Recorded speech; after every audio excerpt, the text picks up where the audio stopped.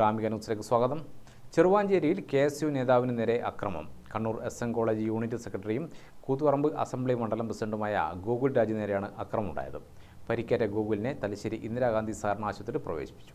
കഴിഞ്ഞ ദിവസം രാത്രി ചെറുവാഞ്ചേരി കണ്ണാടിച്ചാലിൽ വെച്ചായിരുന്നു സംഭവം. ബസ് കാത്തിരിപ്പ് കേന്ദ്രത്തിൽ ഇരിക്കുകയായിരുന്ന ഗോകുൽ രാജിനു നേരെ ബൈക്കിലെത്തിയ സംഘം ആയുധങ്ങളുമായി കൊലപ്പെടുത്താൻ ശ്രമിച്ചുവെന്നാണ് പരാതി.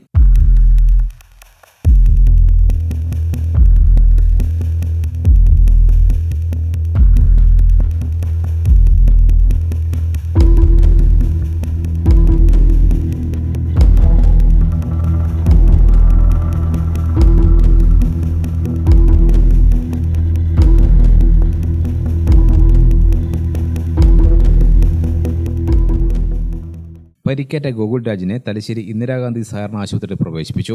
അക്രമികളെ തിരിച്ചറിയാമെന്ന് യൂത്ത് കോൺഗ്രസ് അസംബ്ലി മണ്ഡലം പ്രസിഡന്റ് രാഹുൽ ചെറുവാഞ്ചേരി ആരോപിച്ചു.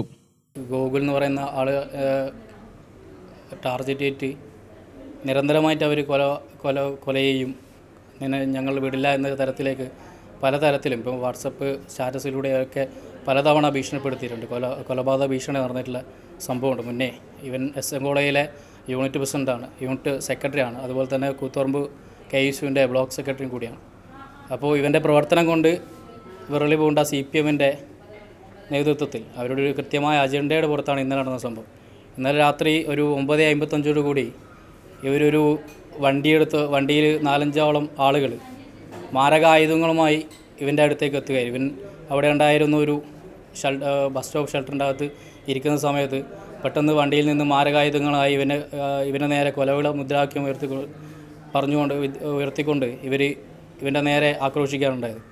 ഇവൻ്റെ 2-3 പ്രാവശ്യം ഇവനെ വാളെടുത്ത് കൊല്ലാൻ വേണ്ടി ശ്രമിക്കുകയും കൊല്ലടാ എന്ന് പറഞ്ഞ് 2-3 പ്രാവശ്യം വെട്ടാൻ ശ്രമിക്കുകയും അതിവൻ മാറി നിൽക്കും കൂടെ ഉണ്ടായിരുന്ന കോൺഗ്രസിൻ്റെ പ്രവർത്തകർ അവരെ തള്ളി മാറ്റുകയൊക്കെ ചെയ്തു. ആ സമയത്ത് നിലത്ത് വീണ സമയത്ത് ഇടിക്കട്ട പോലുള്ള മാരകായുധങ്ങൾ കൊണ്ട് തലക്കടിച്ച് പരിപ്പിക്കുകയാണ് ഇന്നലെ ഉണ്ടായിട്ടുള്ള സംഭവം. ഇതിന് നേതൃത്വം കൊടുക്കുന്നത് CPMൻ്റെ പ്രധാനപ്പെട്ട ചെറുവാഞ്ചേരിയിലെയും കൂത്തുപറമ്പിൻ്റെ അടക്കമുള്ള CPMൻ്റെയും DYFൻ്റെയും നേതൃത്വം അറിഞ്ഞുകൊണ്ട് നടത്തുന്ന ഒരു സംഭവമാണ്. സംഭവവുമായി ബന്ധപ്പെട്ട് 2 പേരെ കണ്ണൂർ പോലീസ് കസ്റ്റഡിയിലെടുത്തു. ഗ്രാമിക ന്യൂസ്, തലശ്ശേരി.